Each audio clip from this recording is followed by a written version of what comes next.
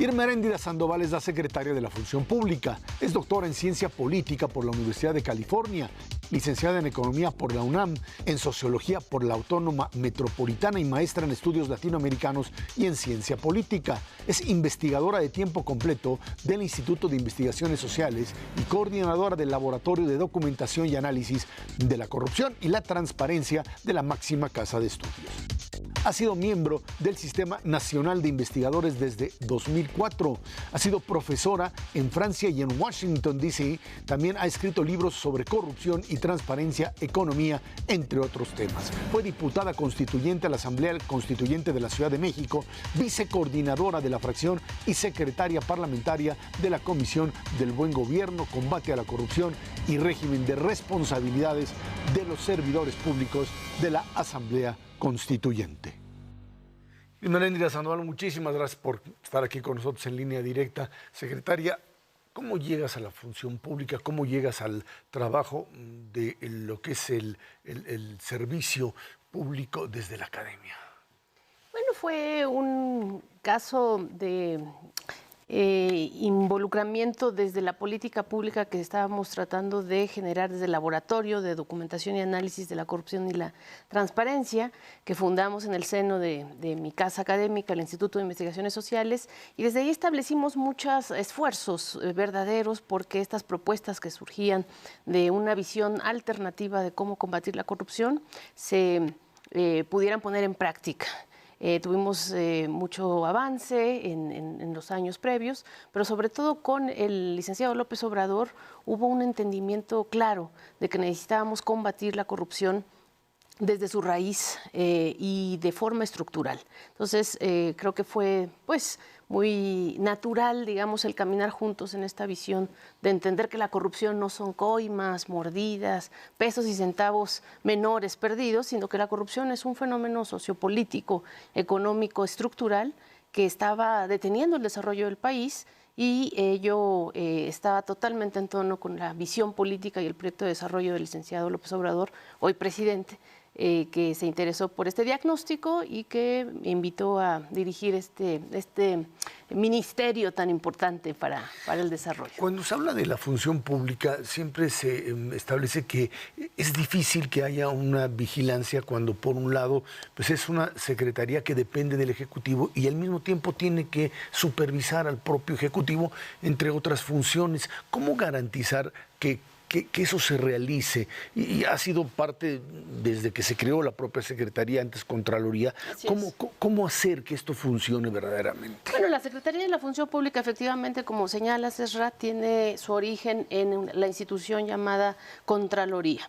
Y eso tiene que ver con la parte del control preventivo, del control interno, del control ex ante, que debe haber en cualquier proyecto de desarrollo, en cualquier proyecto de asignación presupuestal. Después está un proyecto totalmente de contrapeso, que es el control externo, el control, digamos, ex post, el control de un poder que está frenando lo que pudiera ser un abuso o alguna cuestión entre poderes. Y después está el otro control que es muy importante y creo que ahí todavía estamos, digamos, en pañales en términos institucionales, pero vamos a lograrlo con este gobierno, que es el control cívico, el control ciudadano, el control ahí sí de todo lo más compleja que es la sociedad y eso es lo que estamos tratando de construir en este triángulo de controles. Pero el control que nos queda a nosotros, que es desde la función pública, es un control muy importante porque es el primero.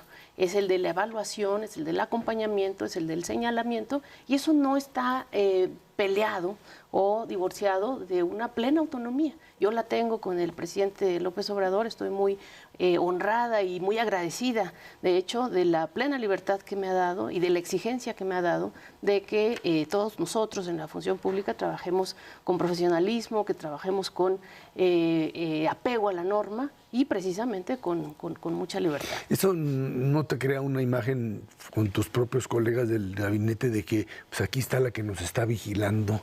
No, porque fíjate que es una visión, repito, no coercitiva, sino de acompañamiento preventivo. Al contrario, yo creo que tengo la mejor de las relaciones con todos los miembros del gabinete, precisamente porque hemos estado desde la función pública coadyuvando a que salga la Guardia Nacional, a que salgan los proyectos ejecutivos de los 4 proyectos emblemáticos de este gobierno, como es el aeropuerto, como es el Tren Maya, como es la refinería. Vengo llegando, de hecho, de una visita maravillosa que hicimos a los avances de la refinería Dos Bocas, y no se diga pues este gran proyecto emblemático que es el proyecto interoceánico. Entonces, no, tenemos la mejor de las relaciones, hay pleno respeto, y de hecho hay solicitudes constantes de los miembros del gabinete a la Secretaría de la Función Pública, a tu servidora, para que estemos trabajando de la mano. Ahora, uno de los problemas de la administración pública es que hay un problema entre lo que es la normatividad, lo que se le pide directamente a la estructura burocrática y lo que pasa en la realidad, lo que hay que hacer, los contratos, etcétera, y en donde en un momento determinado pues resulta que el oficial mayor no quiere firmar, nadie quiere firmar porque pues no vaya a ser que me pesque la función pública. Y entonces hay una maraña burocrática en donde entre lo que hay que hacer y que es importante realizar, pues hay un dique entre un aparato burocrático de control que tiene que existir y una práctica real que hay que ejercer presupuestos y contratos. ¿Cómo resolver ese problema?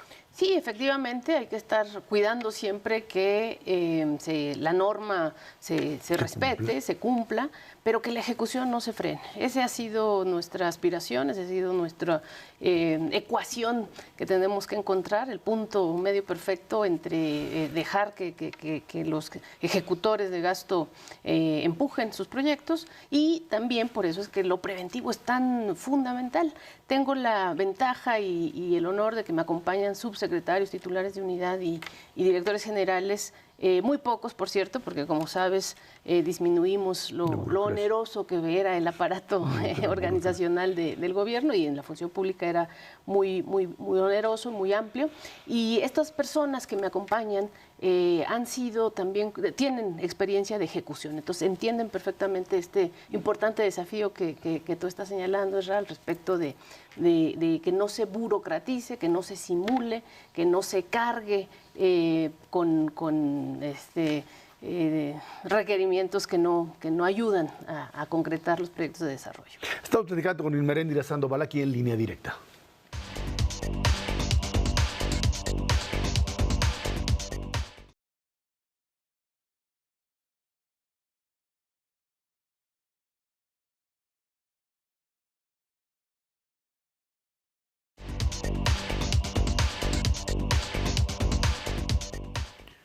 Ilmeréndira Sandoval, el tema de la corrupción en México llegó a niveles muy altos. La imagen del presidente anterior, Enrique Peña Nieto, estuvo vinculada específicamente al tema corrupción. Sí. Fue parte de la campaña que López Obrador logró pues explotar y llevar como bandera.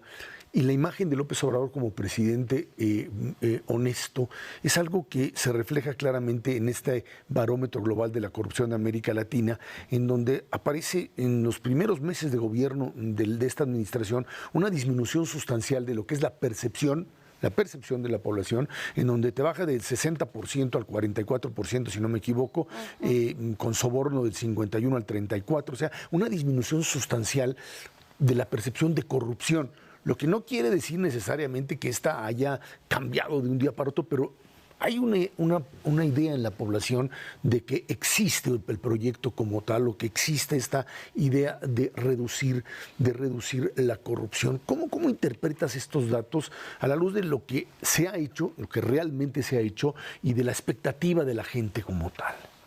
Bueno, lo entiendo en 3 aspectos. El primero es que es evidente que el licenciado López Obrador ha sido uno de los propulsores, uno de los luchadores que más ha reivindicado que la corrupción no es cultural, que eso totalmente contrasta con la visión del presidente anterior. Es decir, él cree que por el contrario la corrupción es un tema de malas estrategias, de condiciones que se van generando, y decía él sí lo asume, de responsabilidad política. Entonces dice, si el ejemplo está presente, si arriba tenemos un gobierno limpio, evidentemente la corrupción como fenómeno social y estructural puede ser aniquilado en el aspecto socioeconómico, en la vida pública.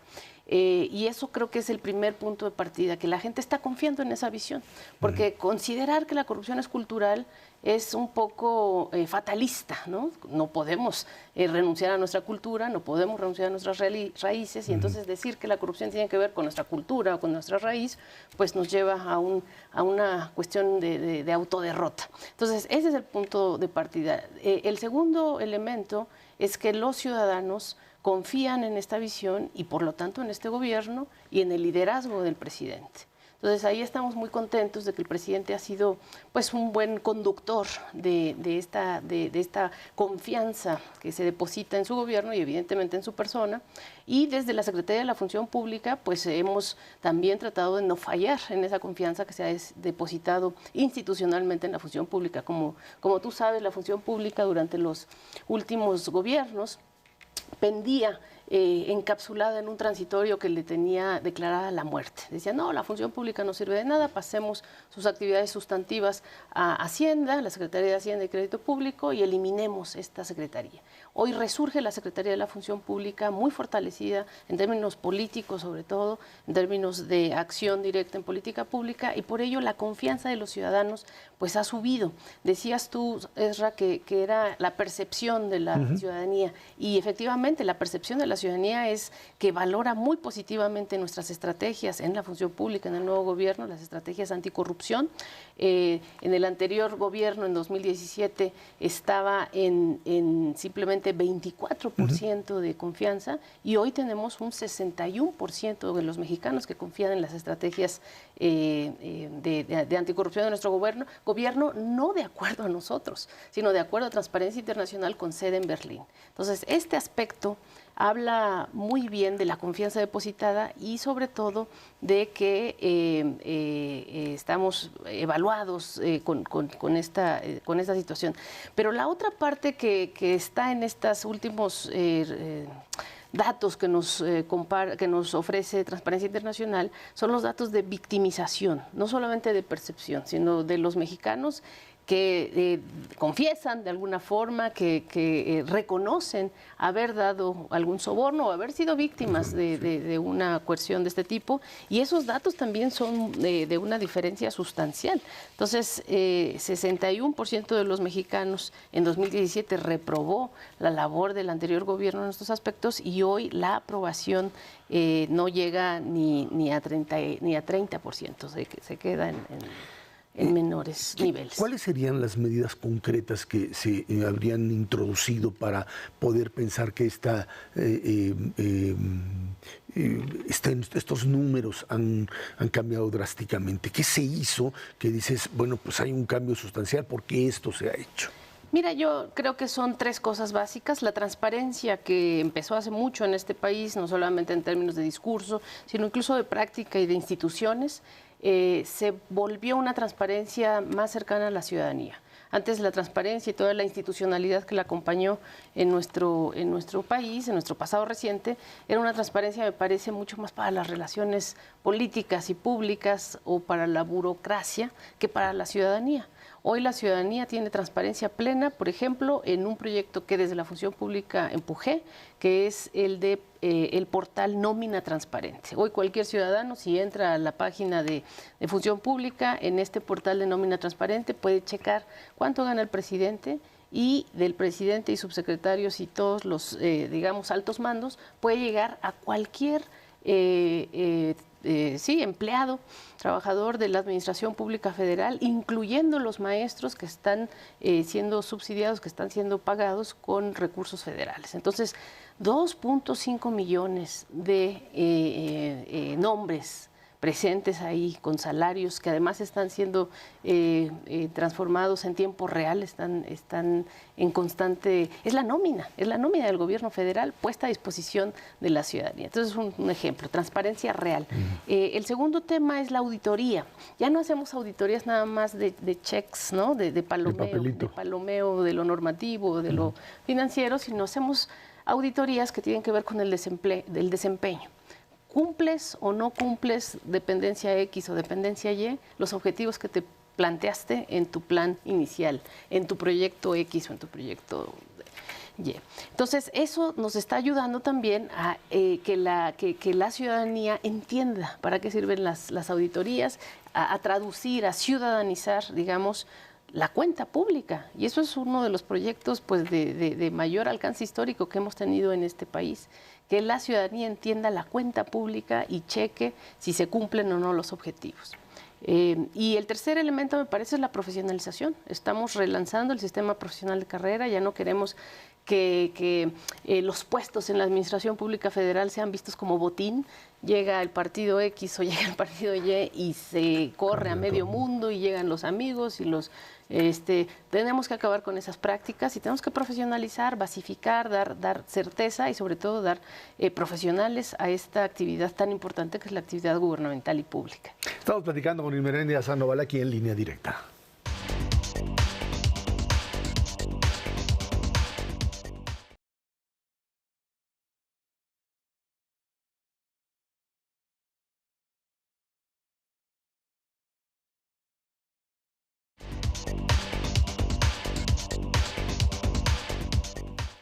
Ismeréndira Sandoval, cuando se habla de la función pública o de la Contraloría en su momento, como lo fue, se decía, se crea esta institución para utilizarla para defender a los amigos y para atacar a los enemigos. Y esa era un poco la idea. ¿Cómo convertir, cómo transformar en este nuevo modelo a una Contraloría cuya idea sea básicamente, pues sí, por supuesto, perseguir a aquellos que han cometido delitos, pero evitar hacer de esto un elemento de persecución, ¿no? Sí, lo hemos logrado hacer en esta Secretaría de la Función Pública en todas las investigaciones. Hemos sido muy transparentes en cómo están haciéndose las investigaciones, las diligencias, cómo se llevan a cabo todos los procedimientos y al mismo tiempo pues está claro para todos que no hay filias ni hay fobias. Los procedimientos que estaban abiertos, pues los tenemos que cerrar, ¿verdad?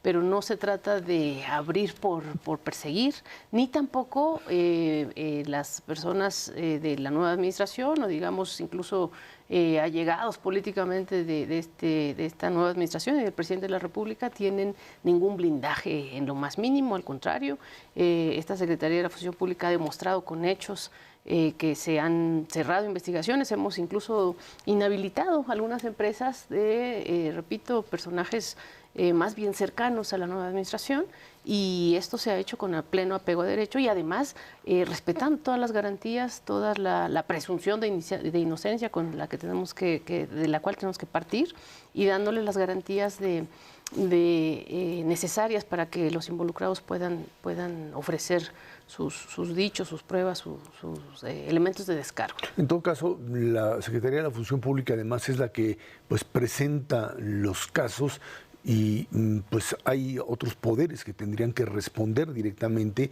para pues tomar esa información y finalmente dictaminar, ¿correcto? Sí, efectivamente, nosotros somos una instancia, una institución muy relevante para el derecho administrativo, el derecho sancionador administrativo, pero también tenemos evidentemente tribunales de lo administrativo en donde se puede hacer cualquier alegato, abrir alguna controversia que los involucrados pudieran llegar a tener para impugnar las decisiones que nosotros en la función pública tomemos. Entonces, todo está como corresponde y lo que sí quiero enfatizar es que en la función pública dejó ya de ser la función pública ese instrumento para castigar o para perseguir o para blindar, al contrario.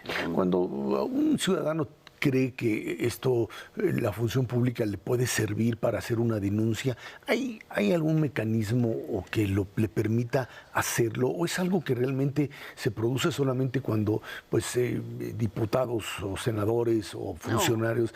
No. Esta idea de acercar la función pública a la sociedad, ¿es algo real? Es muy real, Esra. Fíjate que estoy muy orgullosa de mi equipo, de lo que hemos hecho en la función pública con el proyecto piloto de Ciudadanos Alertadores de la Corrupción.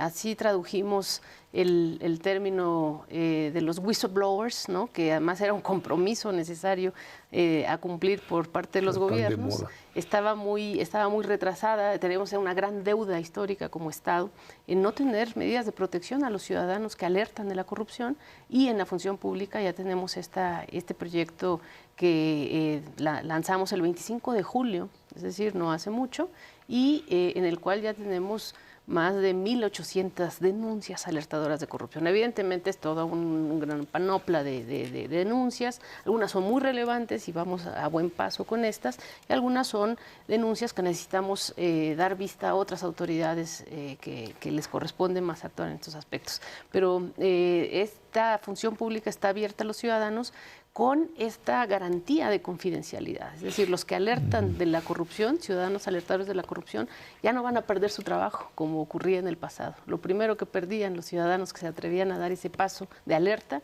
era ser despedidos. Aquí ya no.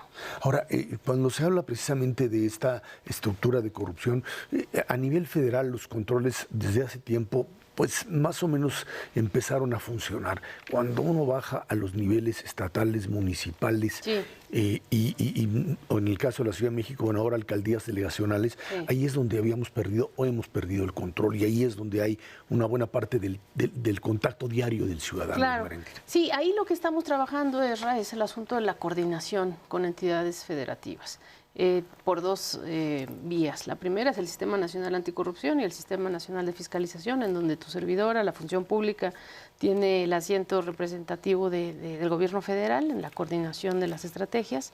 Y la segunda posibilidad es la conferencia de los contralores estatales, en donde la mayor parte de los señores contralores, señoras contraloras, están muy contentas con las líneas de acción que estamos lanzando desde la función pública, y están emulando, están participando y coordinándose con estos proyectos tipo whistleblower, tipo padrón de integridad. Tenemos un proyecto de padrón de integridad increíble donde los empresarios han participado con gran talento, con gran convicción.